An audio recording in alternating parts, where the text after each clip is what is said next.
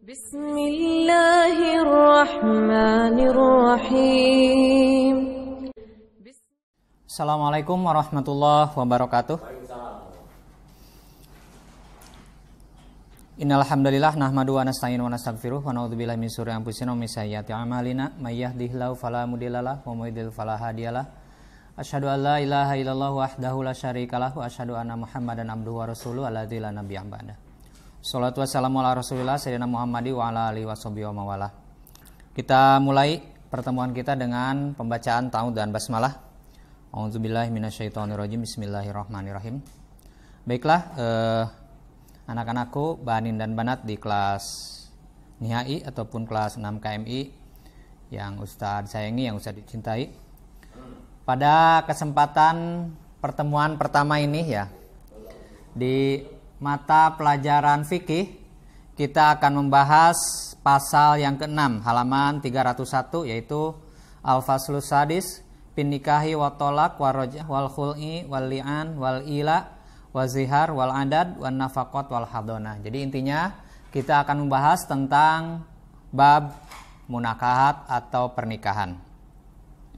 Di sini wapihi tis umawada ya, ada 9 pembahasan. Yang pertama pin nikahi, menjelaskan nikah. Jadi yang pertama pasal yang akan kita bahas adalah tentang nikah. Yang awal dari nikah itu ta'rifuhu, pengertian nikah, an-nikahu awi jawaz ataupun sama ya artinya nikah. Aqdun yuhillu likullin minaz zawjaini al-istimta'a bi sahibihi. Adalah satu akad yang menghalalkan bagi salah satu dari kedua pihak, yaitu pihak suami dan istri, untuk mencari atau mencapai kenikmatan dengan pasangannya. Itu yang disebut dengan nikah ya, menurut kitab Minhajul Muslim ya. Adapun hukumnya ya, hukum nikah itu masyru'un biqaulillahi ta'ala. Jadi disyariatkan nikah itu berdasarkan firman Allah, a'udzubillahi minasyaitonirrajim, bismillahirrahmanirrahim.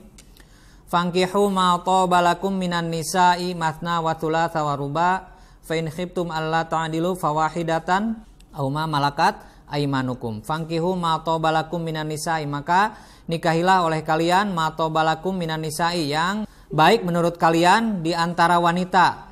Bisa mathna 2, wa thulatha 3, wa ruba dan 4. Fa in khiftum alla ta'dilu, apabila kalian takut untuk tidak berbuat adil, pawahidatan, maka cukup satu orang saja. Auma malakat aimanukum, ataupun misalnya kalau tidak ada perempuan yang merdeka, bolehlah seorang hamba. Wa qoulihi azza wa jalla wankihul ayyama minkum wasolihina min ibadikum wa imaikum.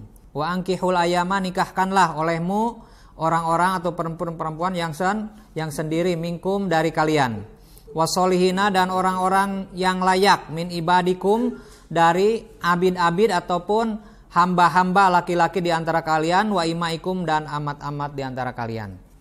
Nah, ini dari 2 ayat ini gitu kan, ada beberapa kesimpulan tentang pernikahan. Ini dijelaskan ya di selanjutnya, baida annahu yajibu. Jadi yang pertama, hukum nikah itu bisa menjadi wajib dari ayat ini. Bagi siapa wajib tersebut? Yaitu alaman qadaro alamu natihi wa khofa ala nafsihi al-wuku'a fil harami.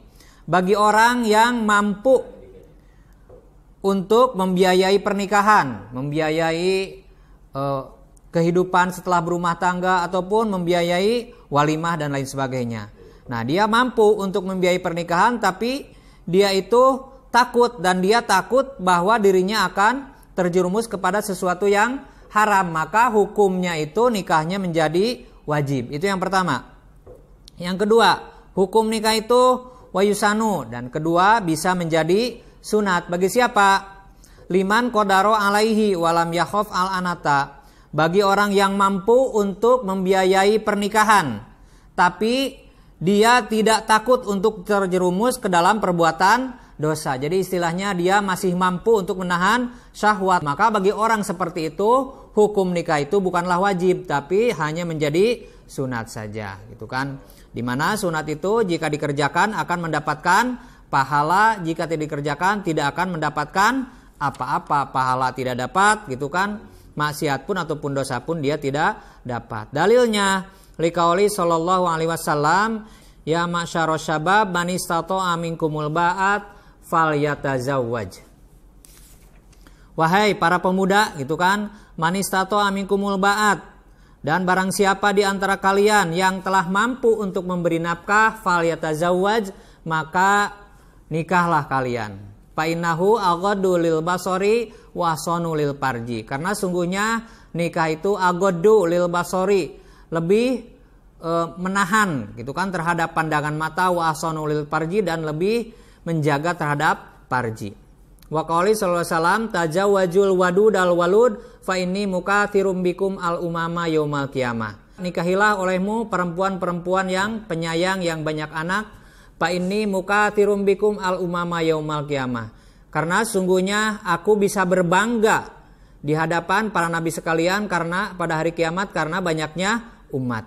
Jadi yang kedua, nikah itu hukumnya menjadi sunat apabila orang tersebut mampu, dinilai mampu untuk memberikan nafkah, tapi juga dia masih mampu untuk menahan syahwat. Maka nikah bagi orang tersebut hukumnya sunat. Jadi hanya dua ya hukumnya kalau menurut kitab ini. Yang ketiga ini hikmatuhu ya. Setelahnya kita membahas tadi ta'rif, membahas tentang hukum. Yang ketiga kita membahas tentang hikmahnya nikah. Hikmah nikah itu di sini ada 4 ya.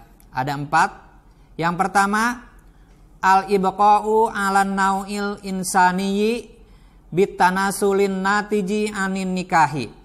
Yaitu al-ibqa'u supaya tetapnya jenis manusia dengan berkembang biak yang merupakan natijah ataupun buah dari pernikahan. Jadi intinya ya, kalau menurut bahasa lurusnya, yang pertama itu hikmah nikah itu adalah untuk menyelamatkan ataupun agar spesimen tidak menjadi punah.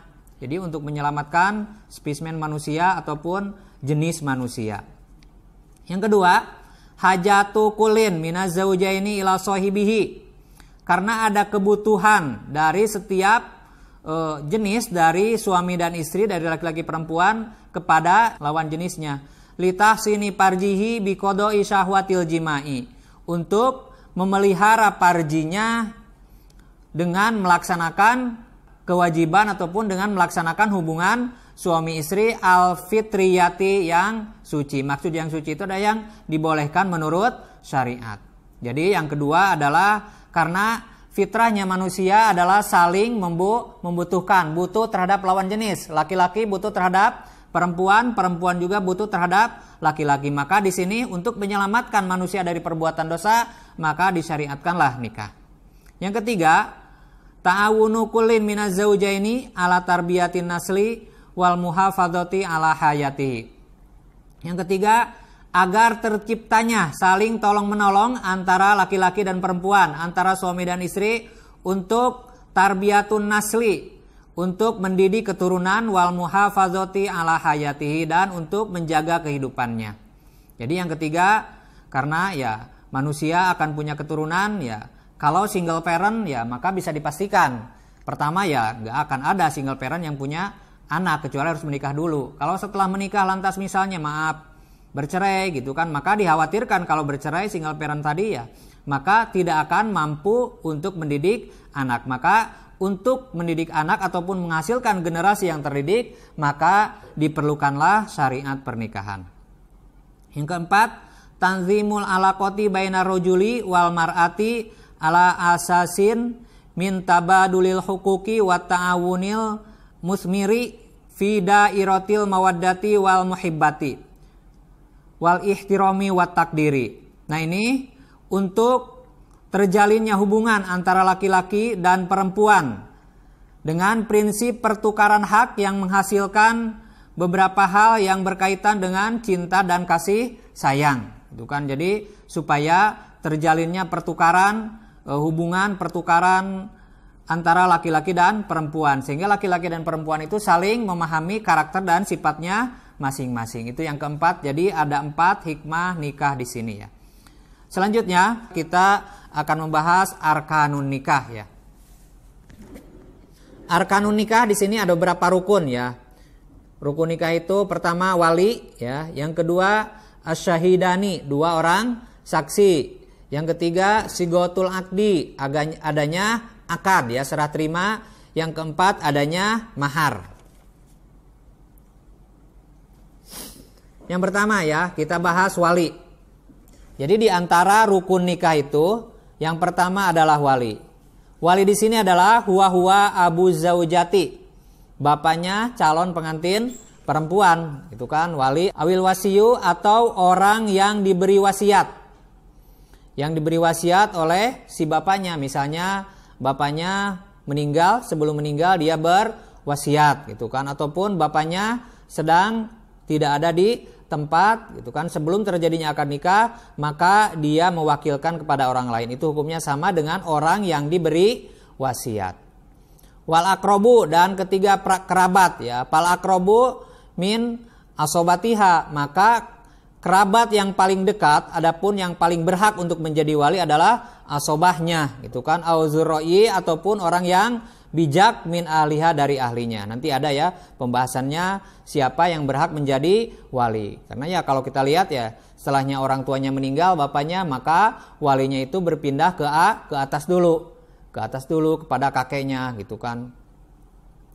Nah, itu wali yang pertama, ya. Kenapa nikah itu perlu wali, gitu kan? Karena dari hadis yang disampaikan dari Rasulullah SAW, la nikaha illa biwaliyin. Tidak sah nikah kecuali beserta adanya seorang wali. Jadi nikah itu tidak sah kecuali adanya seorang wali. Wa qali Umar radhiyallahu anhu, dan karena ucapan Sayyidina Umar radhiyallahu anhu, ya, la tungkahul mar'atu illa biidni waliyiha. Tidak boleh ditikahkan seorang perempuan kecuali karena ada izin dari walinya. Bagaimana walinya tidak ada di sini? Awadhirroi min ahliha, ataupun orang yang bijak, ya. Bijak ini di sini adalah orang yang punya pemikiran, orang yang mampu berpikir, min ahliha, dari ahlinya. Bagaimana kalau ahlinya juga tidak ada? Awis sultani, ataupun sultan, pemimpinnya, amirnya. Jadi wali itu pertama adalah bapaknya, yang kedua kerabat dari asobahnya, terus orang-orang yang bijak dari ahlinya, dan selanjutnya adalah sultan ataupun pemimpinnya, amirnya. Insya Allah akan kita bahas tentang arkanun nikah, ya. Rukun-rukun nikah, di mana rukun nikah itu ada 4, ya. Wali, 2 orang saksi, sigat, akad, dan yang keempat adalah mahar. Dan kita tutup pertemuan kita ini dengan pembacaan doa kafaratul majelis dan hamdalah bersama-sama. Subhanakallahumma wa bihamdika asyhadu an la ilaha illa anta astaghfiruka wa atubu ilaik. Wassalamualaikum warahmatullahi wabarakatuh.